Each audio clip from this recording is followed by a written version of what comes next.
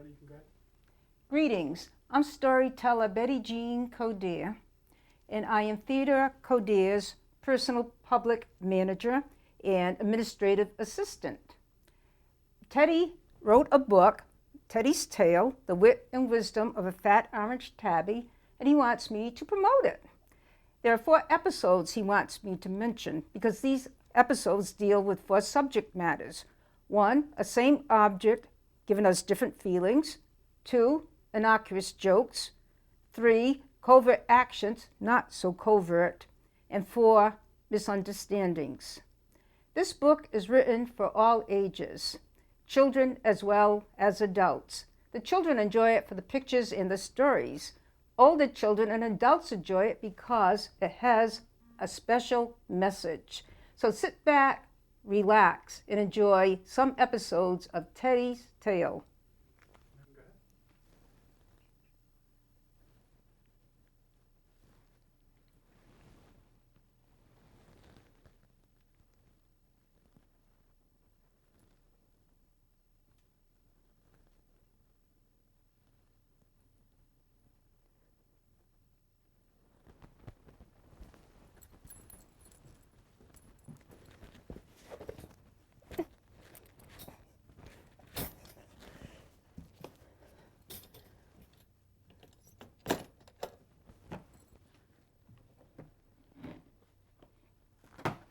Teddy's Tale is told from Teddy's point of view.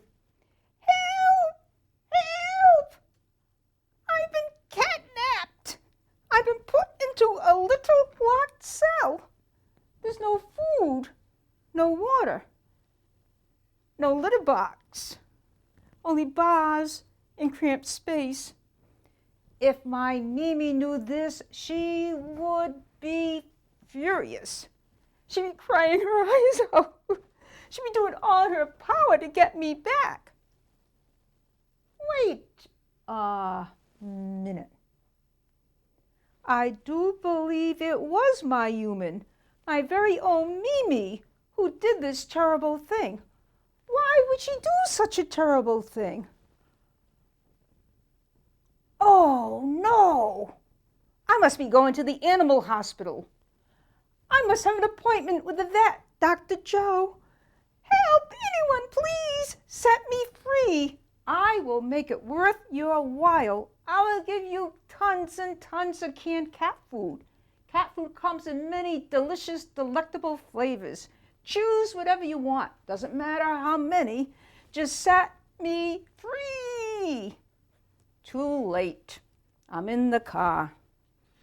Destination, Tortureville. Well, when we arrive, Dr.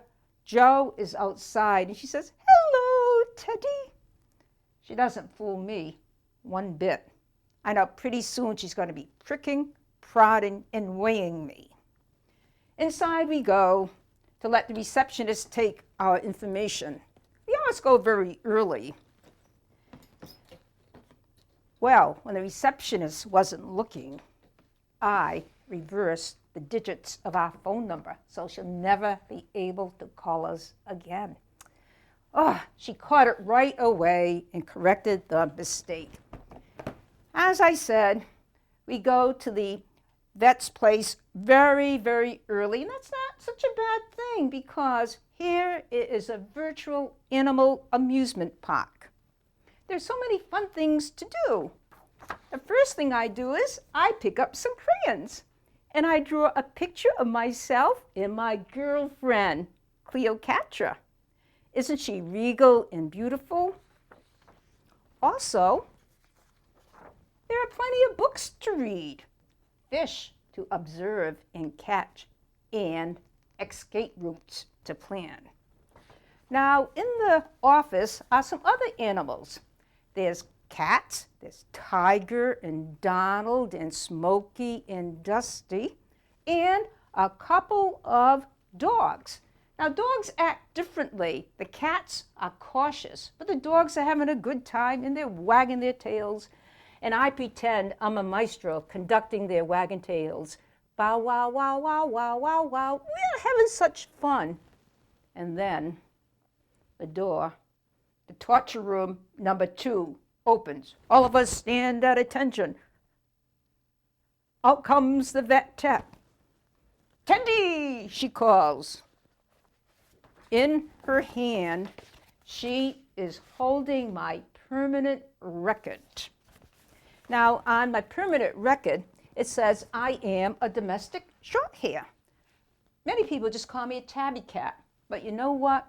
A cat, by any other name, is just a cat, a member of the royal family of felines.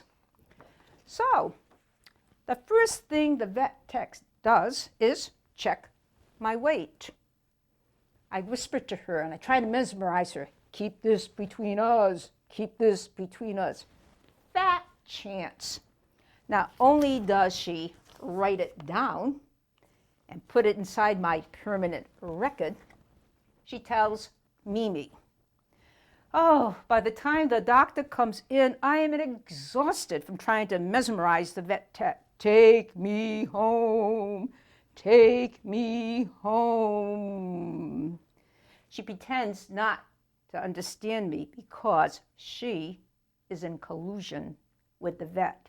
They say great minds run in the same channel. Well, you know what? I have a great mind. I'm not running in their channel. I'm just an anxious pet wanting to go home. Well, you know what? To tell you the truth, Dr. Joe is not only knowledgeable, she's also very cordial. I'm here so often, I like her so much, and I say to her, "Oh, Dr. Joe, I am here so often, I consider you a friend. May I call you Joe?" "Hey, friend, watch where you're putting that thermometer." Well, my visit is over, and the vet tech gets my carrier and opens the door. I am so happy, I go running to it, and the vet tech sings, "He flies through the air with the greatest of ease. That daring fast Teddy is creating a breeze."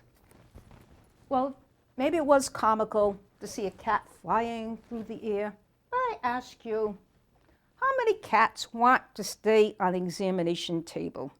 Do you want to stay on the examination table when you go to the doctor?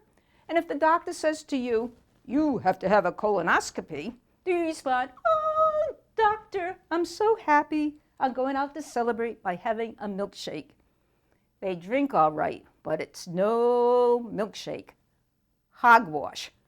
Why can't people just understand that we cats want to stay in the comfort and the security of our own home? So one of the first things Teddy wants to remind us is that we view things differently according to the way we're feeling. For instance, in that episode, this cat carrier does not change at all. Yet Teddy's feelings for it changes. First, it's a locked cell, something he doesn't want to get in at all. Secondly, it's a safe haven. He feels safer here than out with the doctor. And thirdly, it's a vehicle of happiness because it's the method that he wants to get home. So Teddy says to us, what is the cat carrier in your life? Because all of us have something that we have different reactions to many times.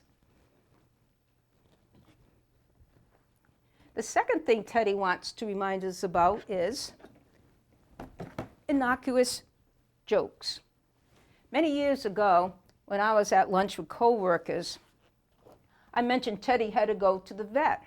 And one coworker said to me, "What is Teddy listed at the vet?" And I said, "He's listed as a DSH, a domestic shorthair." And the person said to me, "He shouldn't be listed as a domestic shorthair, a DSH. He should be listed as an F.O.T, Fat Orange Tabby." We all laughed. Everybody thought it was so funny. But here is Teddy's reasoning about it. My Mimi told me that when she was at work, one of her coworkers said, "I should not be listed as a DSH. I should be listed as an F.O.T. Well, I got wind of that, and I think these letters stink. Well, poor Teddy. No matter who saw him, everybody kept calling him fat. He's a fat cat, he's fat this and fat that. And he'd feel terrible about it. So he'd jump up on his Grand Mimi's lap, and she'd pet him and say, "Don't worry about it, Teddy. Sticks and stones may break your bones, but names will never hurt you." Untrue. Fallacious. My feelings were hurt. So in this episode, Teddy just wants to remind us that when we're about to tell what we consider innocuous jokes and everybody else thinks it's funny, always take into consideration, how does the recipient of that joke feel? And another thing Teddy wants to remind us about is covert actions. I'd say to someone, I have to take Teddy to the vet. Sure enough, when I'd come home, no Teddy around. He'd be hiding. But he was always easy to find because he always left a telltale sign.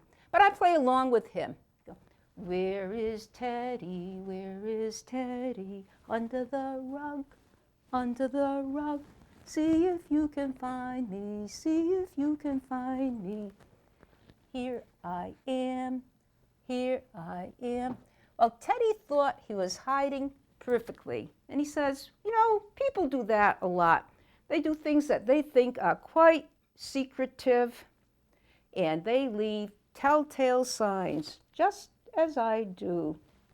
And the last thing Teddy wants to remind us about is how we can misunderstand many things that people do and say. Teddy's tale is Teddy's letters to his vet. And one time Teddy answered him, and he really enjoyed it, and he included it in his book.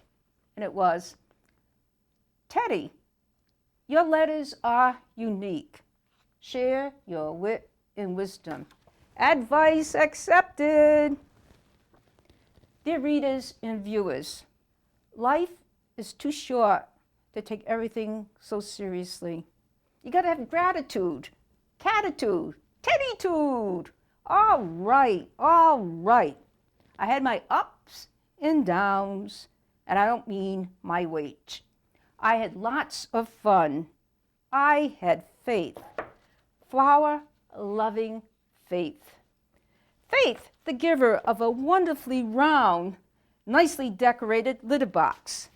It was a miniature garden right inside the house. Strange thing is, though, Faith didn't really like it when I tried to water and fertilize the garden she gave me. She called it her flower pot. I called it my flower potty. Life was a banquet. It was a time to celebrate, meow, purr, and occasionally to hiss and growl.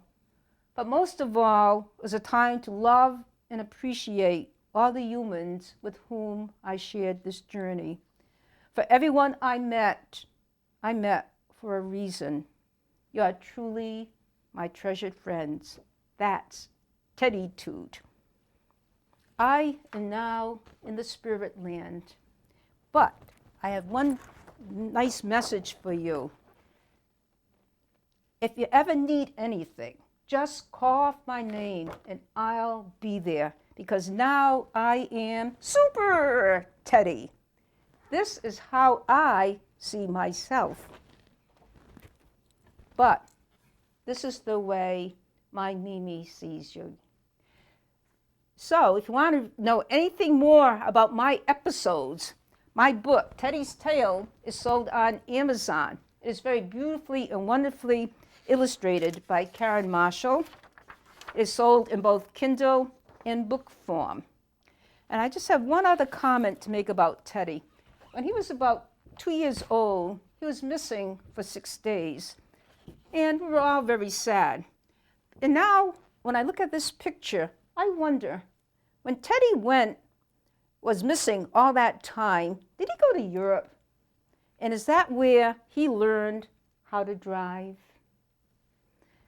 So Teddy has one final message for everyone. Wherever you go, whatever you do, may the light always shine brightly upon your path.